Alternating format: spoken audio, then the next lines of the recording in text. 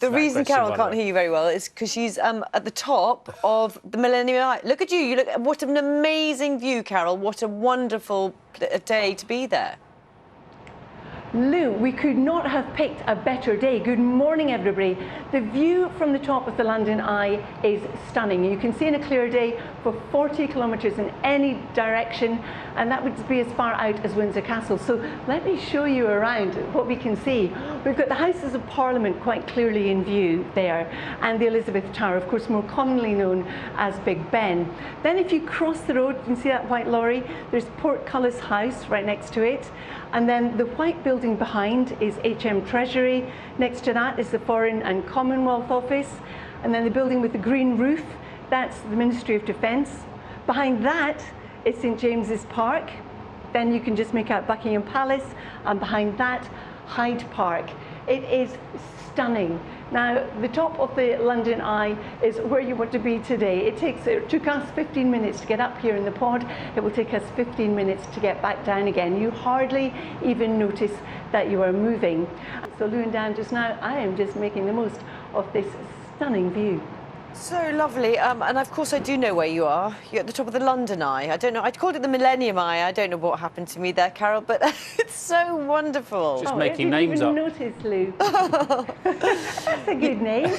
Yeah, I think it was because it was around the millennium, which I remember very well. Anyway, it's absolutely wonderful. We were with Carol throughout the morning there to see the view. She picked a great day for us, hasn't she? Yeah, and Carol has got the most wonderful view for us this morning from the top of the London Eye. Morning to you. Morning, Carol. Good morning, everyone. You're absolutely right, Lou. We are being spoilt this morning. Just look at the view behind me. We're looking straight down the River Thames. The first bridge you can see is Westminster, the next one is Lambeth, and the one after that is Vauxhall. Now, I want to tell you a few facts about the London Eye. It was built in 1999. It's 135 metres high, that's 443 feet at the top, and it travels at 26 centimetres per second. Normally it's moving, but of course it can stop for special access. If you want to come on it, you have to pre-book. There's the rule of 6 per pod for up to 6 individuals, socially distanced, wearing masks, or 2 households up to 12 people. And there are 32 capsules in it, numbered 1 to 12 and 14 to 33. There's no number 13 because, of course, some people regard that as being unlucky. Why are there 32? Well, some say because of the 32 London boroughs. Now, we've been really spoilt this morning because look at the sky. It is completely blue. The sun is out.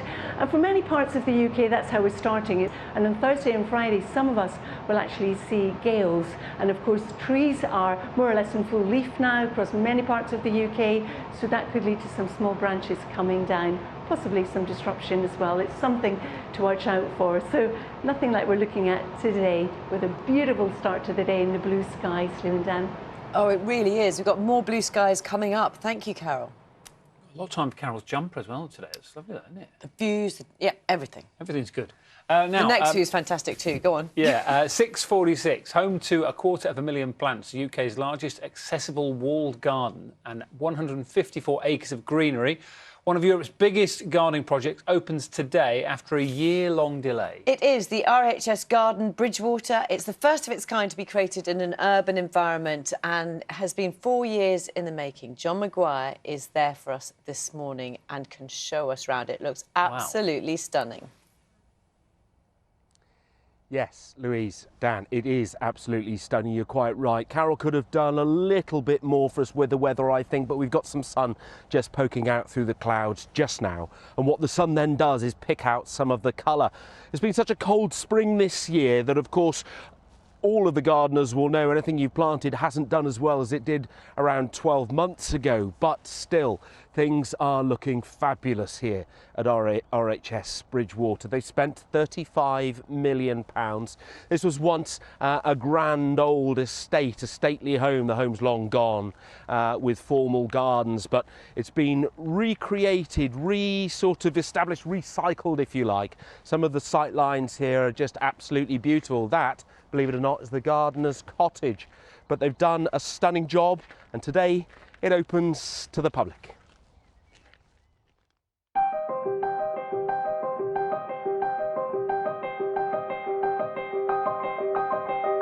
This is what 250,000 new plants look like. That's what it's taken to create the Royal Horticultural Society's brand new garden, Rhs Bridgewater in Salford. Due to the pandemic, it's opening a year later than hoped, but in that time, so much has changed. We've got lovely views this morning, haven't we? Look at that one, Carol. Is We wish we Windsor were Castle there. that way, Gorgeous. Carol? Behind you? It is lovely, Dan, I must say. I can't really hear you properly, so I hope I answered that properly. Good morning, everybody. I am almost at the top of the London Eye. We've come down a bit to capitalise on the view, and what a view it is. Take a look. You can see right behind me here, Charing Cross Station. Now, if we look behind Charing Cross Station, there's a tower. That's the BT Tower. And drifting a little bit further to the right along the river, you can clearly see Cleopatra's Needle. And then along a bit further, there's Waterloo Bridge. And behind that, with the little green dome, that is Somerset House. Now, the total weight of the wheel and the pods is 2,100 metric tonnes, or the equivalent of over 1,200 London black cabs. And when it was brought in parts up the River Thames, it had to be coordinated with the tides. And the clearance under Southwark Bridge was just 40 centimetres in some places. That was no mean feat. She's got the most wonderful views for us today. She's in the London Eye, and we're having a different view every time. It's just fantastic, Carol. Morning. Morning. Oh, it absolutely is, Lou and Dan. Good morning to you. Good morning to you at home as well. Let me show you around. Paul, our cameraman's going to zoom in on some things. So first of all, Charing Cross Station, quite noticeable there in the foreground. Behind it, the big tower is the BT Tower. And then, Paul, if you come round a bit more and find Nelson's Column in Trafalgar Square. Now, this is a bit of tricky camera manoeuvring here, so Paul's going to do his best. You can just see on the fourth plinth the ice cream with the cherry on top. It's much bigger, obviously, when you're down there, but it still looks pretty spectacular from where we are. Now, coming around a bit further, the next building with a green roof is the Ministry of Defence, and in front of that is Horse Guards Parade, and you can see St James's Park and Buckingham Palace and Hyde Park. And if we focus on Buckingham Palace for a second, if you were to fly directly west from there, you'd be able to see Windsor Castle on a clear day. It is a wee bit hazy at the moment. And then coming round a wee bit more, well, you can see the Houses of Parliament just glimmering there in the sunshine, and of course the River Thames. It is a fabulous view. We couldn't have picked a better day to come up onto the London Eye. We've got blue skies, and the average temperatures at this stage in May are roughly north to south 14 to 18 degrees. Lou and Dan. Thank you very much, Carol. Thank you. Enjoying the scenery behind Carol's story. I mean, you couldn't have asked for a better day, could we? We timed it very well, haven't we? Have you been up there in the pouring rain? I have. I have, yes. I can't see a thing. Struggling to see Very the House of dramatic, Parliament. but not the same. If you've been watching us all morning, you will know that Carol is out and about for us on the London Eye. We've got a wonderful view. Carol, you won't be able to see this, but we can see you in the far distance, the beautiful view that you've got. It's been fantastic to be able to see it this morning. You're one of the first people allowed on there, aren't you? Morning. Yes, Lou, and it stopped especially for us as well. We're the only ones on it. What a privilege to do this morning. And what a view, as you rightly say. Good morning, everybody. Let me show you. So you can see straight down there the Houses of Parliament, and on the riverside you can see also the bars where perhaps the members of Parliament will sit out and have a drink.